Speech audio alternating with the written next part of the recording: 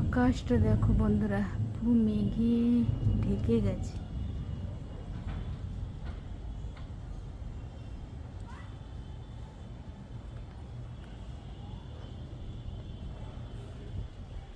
আর আমার সব জামা কাপড় তোলা হয়ে গেছে।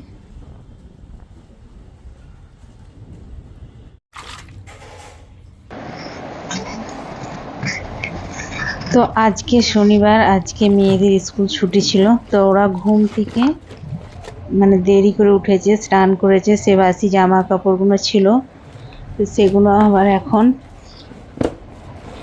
সার্ফের জলে দিয়ে দিচ্ছি। আর সকালে যেগুলো ভিজিয়েছিলাম সেগুলো কিন্তু শুকনো হয়ে গেছে, কেননা এখন বাজে হয়ে 11টা। এখন আকাশ পুরো মেঘলা করে এসছে, মেঘলা করে বৃষ্টিও চলে এসছে, প্রচণ্ড বৃষ্টি, পুরো নিম্নচাপের মতো হয়ে এসছে। তো যাই হোক, কাচাকুচি তো করতেই হবে এগুলো, তাই এগুলো ভিজিয়ে দিয়েছি। আমি রান্নাটা হয়ে গেলে তারপরে কাচবো। আর এখানে দেখো, আমি মাংসটা কষা করে নিয়েছি। আর এখানে শাশুড়ি থোর বাজছে। আমাদেরই কলা গাছে থোর, তো কালকে কলা কাটা হয়েছিল, তো সেই জন্য থোর মা কলা গাছটা কেটে আর কি থোর নিয়েছে, সেটাকে বাজছে। থোরটা ভাজা ভাজা করব। আর এখানে দেখো পেঁয়াজ, আর প্রথমে শুকনো লঙ্কা ফোড়ন দিয়েছি, তারপর পেঁয়াজটা একটু ভাজা হয়ে গেলে আর আমি থোরটা দিয়ে দেবো। থোরটা কিন্তু মা কেটে রেখেছিল, কেটে রেখে নুন মাখিয়ে তারপরে চটকে নেওয়া হয়েছে। তাহলে নুন মাখিয়ে চটকে নিলে কী বলতো, একটু নরম হয়ে যাবে। তো দেখো, আমি থোরটা দিয়ে দিয়েছি। তো অনেকক্ষণ ধরে চাপা দিয়ে আমি কিন্তু ওটাকে কষে কষে ভাজবো। আর দেখো, ভাজাও আমার হয়ে এসছে। এখন ভাজা হয়ে এসছে, তারপরে কিন্তু লাস্টে আমি চিনি দেবো। চিনি দিলে কিন্তু ভালো লাগে, কিন্তু আমি খাবো না।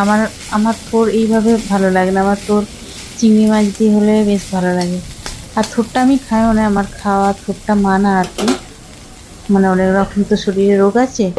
তো যাই হোক, আর এখানে আমার ভাতও হয়ে গেছে।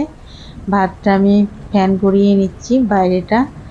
আর এই হাঁড়িটা কি বলতো, মাটির উনুনে হতো তো আগে, সেই জন্য একটু কালি কালি পড়ে গেছে। তো যাই হোক, আর এই যে এখানে এই যে কলা গাছ, এখানেই কলা গাছে কলা হয়েছিল। আর কলাটা দেখো কত বড় হয়েছে। আর তোমরা কি বলতে পারবে যে এটা কি কলা? দেখো কি বড় হয়েছে। আর কালকেও ঠিক ওই দুপুর টাইম করে বৃষ্টি এসেছিলো, তখনই আর কি গাছটা বৃষ্টির চাপে জানি না, দেখি যে মাঝখান থেকে ভেঙে মাথাটা নিচু হয়ে গেছে আর কি। তো সেই জন্যই কালকেই কেটে নিয়ে রাখা হয়েছে, আর এই বস্তা চাপা দিয়ে রাখা হয়েছে, জানি না কবে পাকবে। এটা কিন্তু কাঁঠালি কলা। আর এইটা আমি